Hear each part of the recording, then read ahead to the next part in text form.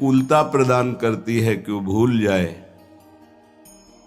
या ऐसी प्रतिकूलता झोंक देती है कि उसको लगता है कुछ नाम जपने से नहीं, कुछ साधन करने से नहीं, दुख तो वैसे ही घेरे हुए। धैर्य छूट जाता है और भगवत मार्ग से विमुख आचरण करने लगता है।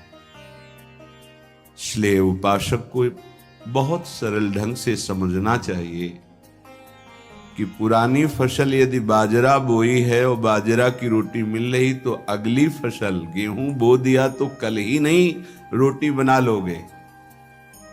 5-6 महीने लगेंगे किसान मेहनत करके, खेती तैयार करके, दाना बो करके, सींच करके, संभाल करके, फिर भी वो अतिवृष्टि, अनावृष्टि, ओले वृष्टि आदि से बच जाए, सुरक्षित हो जाए, तो सुरक्षित अनाज घर आ जाए, फिर वो पीस कर रोटी बना सकता है।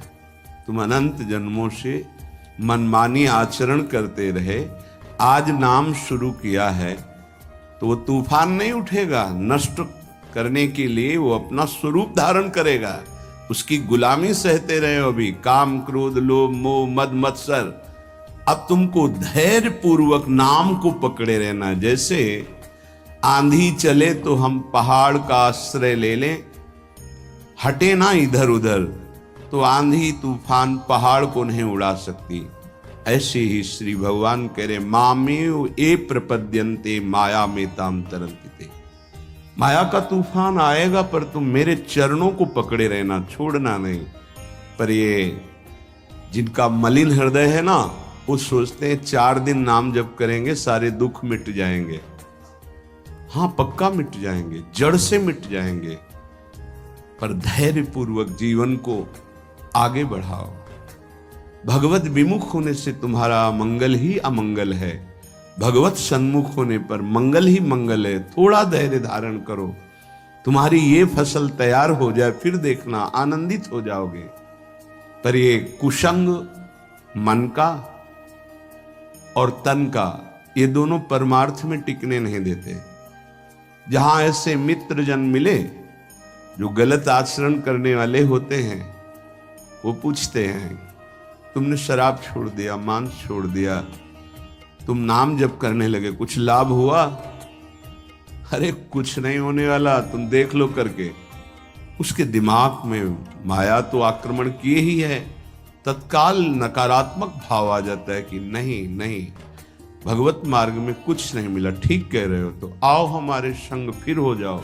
फिर वो माया के मलिन आचरणों में उतर जाता है।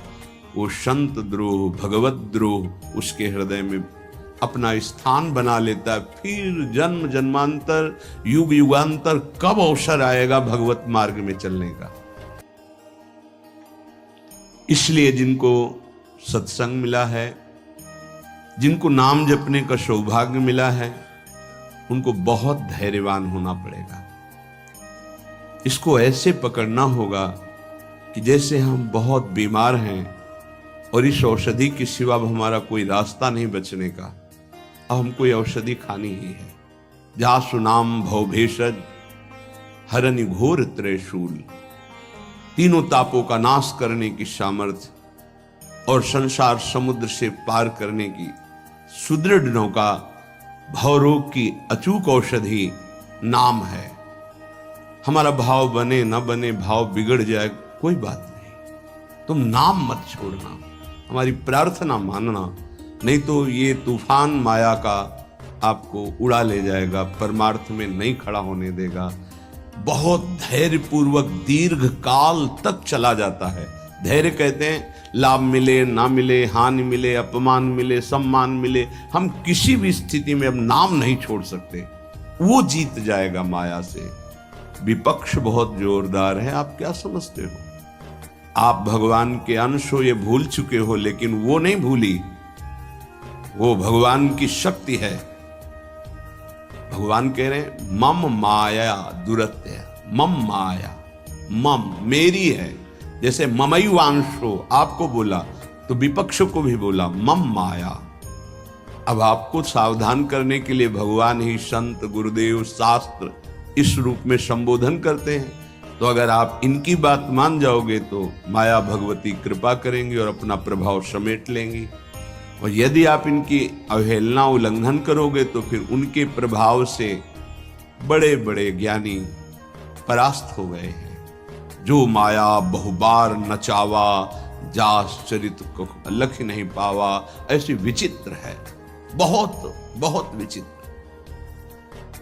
जो ज्ञान इनकर चिता परई, बरी आई विमोह बस करई, ऐसी प्रचंड माया है। इसलिए जिनके कानों में आवाज पहुंच रही हो, हमारी प्रार्थना है, बहुत जन्मों से भटक रहे हैं, ये दुख सुख के प्रलोभन और भय में आकर के नाम न छोड़ दीजिए। ऐसा भी हो सकता है कि नाम जपना शुरू करें, आपकी नौकरी लग जाए, आपका काम बन जाए, आपकी अनुकूलता बढ़ जाए। ये नाम का फल नहीं है, ध्यान रखना, ये नाम का फल नहीं है। हम स्पष्ट आपको कह रहे हैं कि जब से आपने नाम जपना शुरू किया आपका सब मंगल होने लगा, ये नहीं है। ये आपके पुण्यों का है, पूर्व पुण्यों का है। ये नाम आपको सामर्थ्य देखा, दुख और सुख दोनों सहकर परमानंद की प्राप्ति। ये विषयानंद नाम के फल से नहीं। आप नाम जपना शुरू किए, सब कुछ बिगड़ना शुरू हो गया, ये नाम का फल नहीं है। ये आपके पाप नष्ट हो रहे हैं, विवेक पूर्वक से लिए। अगर विवेक नहीं धारण करेंगे तो फिर सब मार्ग छूट जाएगा। विवेक इसी से उत्पन्न होता है, सत्संग से।